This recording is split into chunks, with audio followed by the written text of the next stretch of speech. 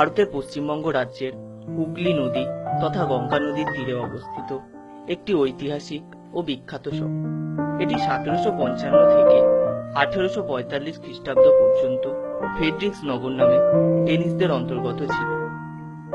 এটি বর্তমানে একটি গুরুত্বপূর্ণ শিল্পকেন্দ্র ও হুগলি জেলার সবচেয়ে উন্নত শহর। বাংলা তথা ভারতের প্রথম ও দ্বিতীয় পাটকল যথা ওয়েলিংটন জুট মিল এবং ইন্ডিয়া জুট মিল, এশিয়ার দ্বিতীয় ও ভারতের প্রথম কলেজ যথা শ্রীরামপুর কলেজ এবং ভারতের প্রথম গ্রন্থাগার যথা উইলিয়াম কেরি লাইব্রেরি এখানে স্থাপিত হয়েছে।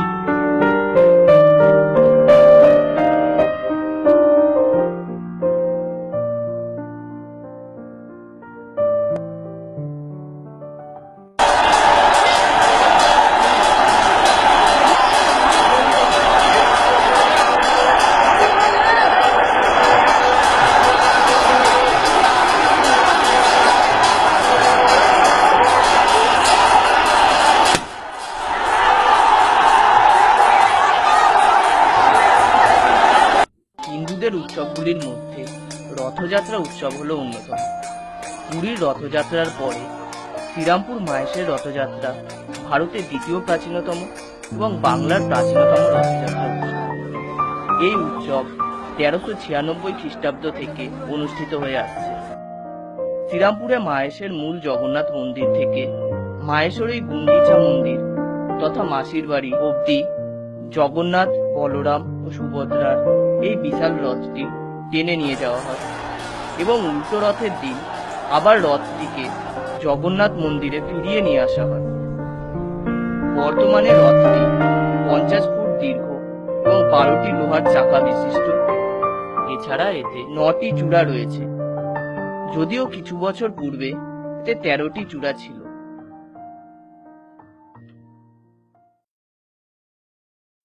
মাহেশের জগন্নাথ মন্দির ও রথযাত্রার পিছনে একটি কিংবদন্তি ইতিহাস জড়িয়ে আছে। সেটা হলো চতুর্দশ শতকের ধ্রুবানন্দ ব্রহ্মচারী নামে এক বাঙালি সাধু মাহেশ থেকে পুরীতে তীর্থ করতে গেছিলেন। তার ইচ্ছা ছিল তিনি নিজ হাতে জগন্নাথ দেবকে ভোগ রেঁধে খাওয়াবেন, কিন্তু পুরীর মন্দিরের পাণ্ডারা তাকে অপমানিত লাঞ্ছিত করে মন্দির থেকে বের করে দেয়। সেই দুঃখে তিনি মন্দিরের কাছেই অবস্থিত এক বট গাছের তলায় আমরণ অনশনে বসেন। 3 দিন পর স্বয়ং জগন্নাথ দেব তাকে স্বপ্নাদেশ দেয় যে মাহেশে ফিরে যাওয়ার জন্য এবং ভাগীরথীর তীরে ভেসে আসা নিম গাছের গুড়ি দিয়ে সে যেন জগন্নাথ, বলরাম এবং সুভদ্রার মূর্তি নির্মাণ করে। সে তার হাতের ভোগ খাওয়ার জন্য উদ্গ্রীব। এই স্বপ্ন দেখে ধ্রুবানন্দ মাহেশে ফিরে এলো।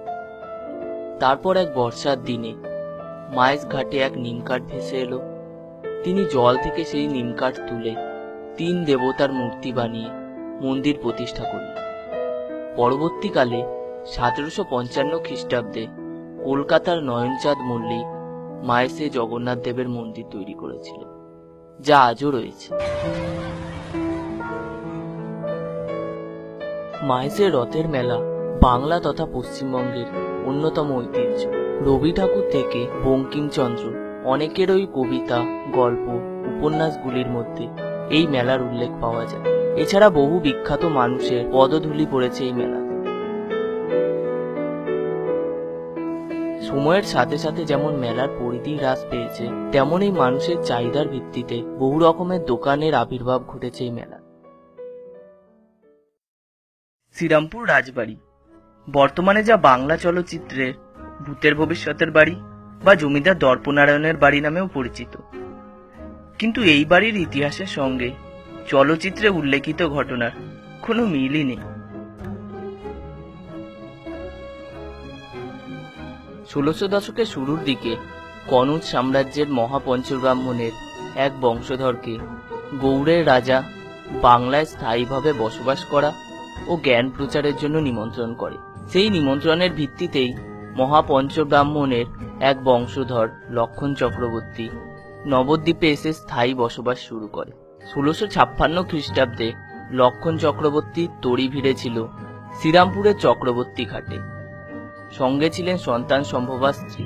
মহাপঞ্চ ব্রাহ্মণের বংশধর লক্ষণ চক্রবর্তী তার সন্তান সম্ভবা স্ত্রীকে নিয়ে তৎকালীন শেওড়াফুলির রাজা মনোহর চন্দ্র রায়ের দরবারে হাজির হলে রাজা তাদের স্থায়ী বসবাসের জন্য কিছু জমি ও অর্থ প্রদান করে।